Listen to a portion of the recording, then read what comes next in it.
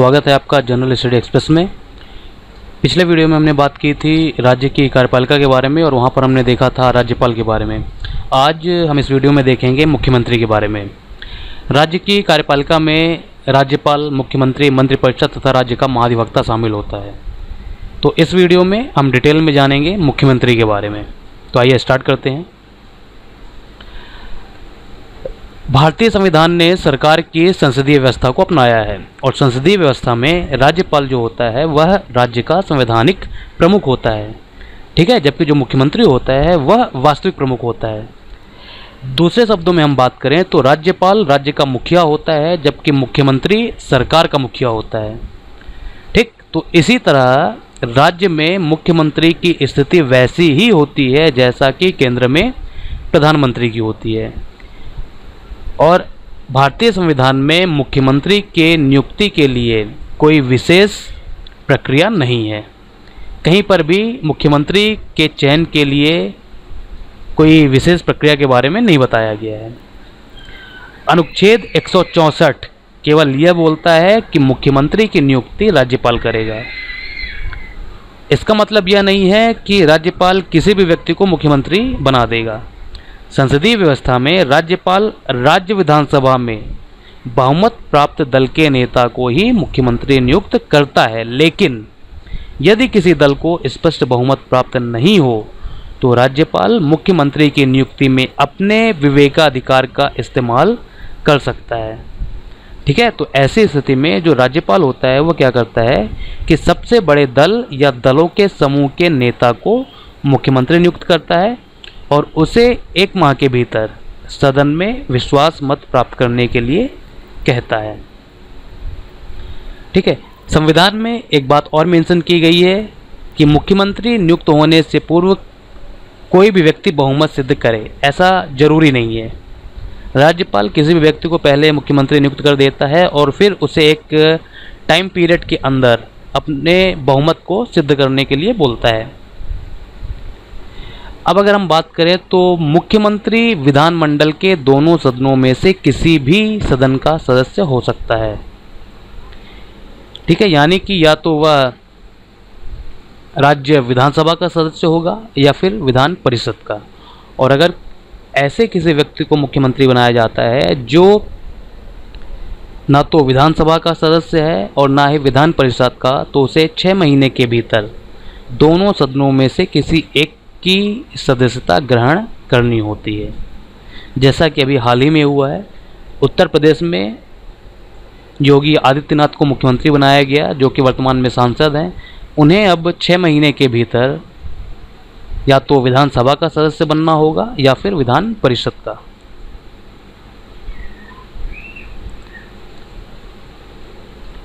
मुख्यमंत्री का जो कार्यकाल होता है वह निश्चित नहीं है, वह राज्यपाल के प्रसाद पर्यंत अपने पद पर रहता है, ठीक। लेकिन इसका मतलब यह नहीं होता कि राज्यपाल किसी भी समय मुख्यमंत्री को उसके पद से हटा दे।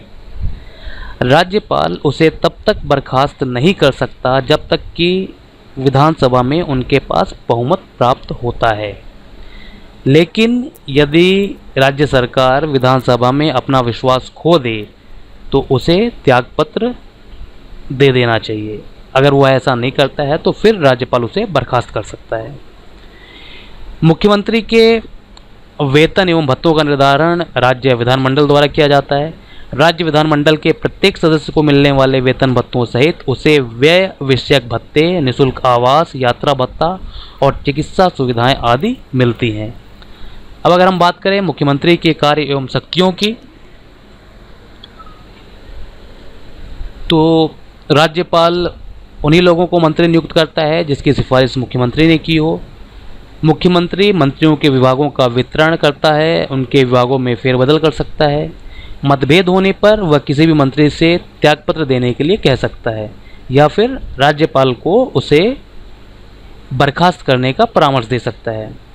मुख्यमंत्री मंत्रिपरिषद की बैठक की अध्यक्षता करता है, ठीक है, वह मंत्रिपरिषद का मुखिया होता है। सभी मंत्रियों के क्रियाकलापों में सहयोग, नियंत्रण, निर्देश और मार्गदर्शन मुख्यमंत्री देता है। अपने कार्य से त्यागपत्र देकर वह पूरी मंत्रिपरिषद को समाप्त कर सकता है। राज्यपाल के संबंध में अगर हम मुख्यमंत्री की बात करें तो राज्यपाल एवं मंत्रिपरिषद के बीच संवाद का प्रमुख तंत्र मुख्यमंत्री होता है। राज्य के कार्यों के प्रशासन संबंधी और विधान विषयक प्रस्तावनाओं संबंधी मंत्रिपरिषद के सभी विनिश्चय राज्यपाल को संसूचित करे, यह काम मुख्यमंत्री का है। राज्य के कार्यों के प्रशासन संबंधी और विधान विषयक प्रस्तावनाओं संबंधी जो जानकारी राज्यपाल मांगे वह मुख्यमंत्री दे। किसी विषय को जिस पर किसी मंत्री ने निश्चित कर दिया है किंतु मंत्रिपरिषद ने विचार नहीं किया है, राज्यपाल द्वारा अपेक्षा किए जाने पर परिषद के समक्ष विचार के लिए रखे। ये सारे काम मुख्यमंत्री के होते हैं। इसके अलावा मुख्यमंत्री महत्वपूर्ण अधिकारियों जैसे कि राज्य का महाधिवक्ता, राज्य लोक सेवा आयोग का अध्यक्ष एवं सदस्यों और राज्य निर्वाचन आयुक्त आदि की नियुक्ति के संबंध में राज्यपाल को सलाह देता है। अन्य शक्तियों की बात अगर हम करें तो राज्यपाल को वह विधानसभा का सत्र बुलाने तथा समाप्त करने की सलाह देता है। इसके अलावा विधानसभा को किसी भी समय विघटित करने की सिफारिश वह राज्यपाल से कर सकता है। वह राज्य योजना बोर्ड का अध्यक्ष होता है। सभा पटल पर सरकारी नीतियों की घोषणा करता है। राज्य सरकार का मुख्य प्रवक्ता होता है। आपातकाल के दौरान राजनीतिक स्तर पर वह मुख्य प्रबंधक होता है। राज्य का नेता होने के नाते वह जनता के विभिन्न वर्गों से मिलता है और उनसे उनकी समस्याओं आदि के संबंध में ज्ञापन प्राप्त करता है। तो ये सारे कार्य मुख्यमंत्री के होते हैं। इसके अलावा वह संबंधित क्षेत्रीय परिषद के उपाध्यक्ष के रूप में क्रमवार कार्य करता है, यानी कि हर 2 साल में वह क्षेत्रीय परिषद के उपाध्यक्ष के रूप में काम करता है। ठीक है, तो आज हमने इस वीडियो में बात की है मुख्यमंत्री के बारे में, उसके कार्य एवं शक्तियों के बारे में। तो आप कमेंट करके हमें बता सकते हैं कि आपको ये वीडियो कैसा लगा। अगर कहीं कोई कमी है तो हम उसे सुधारने की ज़रूर कोशिश करेंगे। तो मिलते हैं नेक्स्ट वीडियो में, तब तक के लिए जय हिंद।